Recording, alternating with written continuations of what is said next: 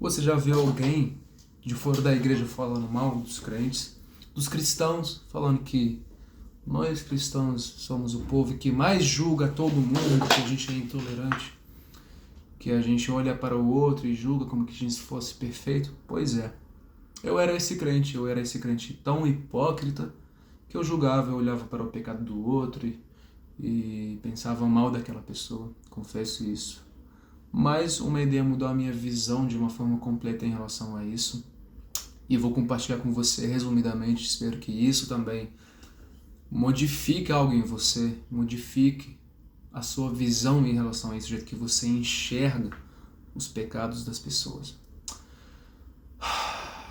O pecado aqui nossa, buguei. O pecado é como se fosse uma doença, né? E a igreja é como se fosse o hospital. Então, quem vai para o hospital? O doente. Por que ele vai para o hospital? Porque ele tem doença a ser tratada. Ele vai para o médico para tratar aquela doença. E assim como o pecado, a gente vai para a igreja porque a gente tem pecados, tem tentações a serem tratadas. A gente confessa que a gente tem essas imperfeições a serem tratadas. E Deus é o médico que trata essas doenças, essas tentações, esses pecados, que ajuda a gente a superar aquelas tentações para não gerar pecado. Assim como um médico ajuda a gente a tomar remédio, ele vai descobrir os sintomas, que são as tentações, para não gerar a doença que pode piorar e piorar e piorar. Então basta a gente ter essa visão, porque assim, como é que você vai olhar para o outro, para a doença do outro, se você tem doença também?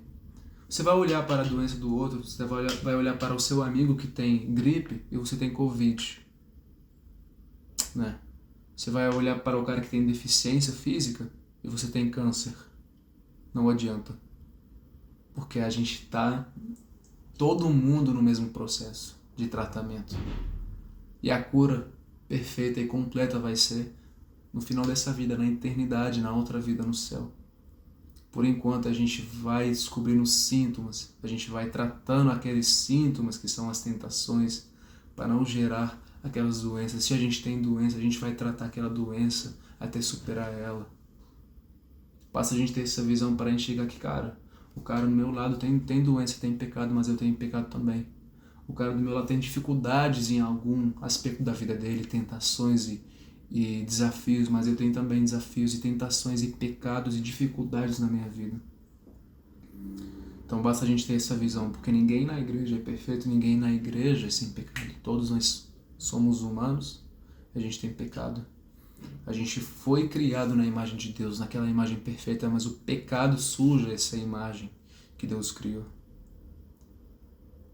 A gente está lá para a gente voltar naquela semelhança de Deus, naquela imagem perfeita, tratando esses pecados, né? Então não adianta a gente olhar para o outro, a gente tem algo pior. Não adianta a gente olhar para alguém que tem vício em drogas, a gente está viciado em pornografia.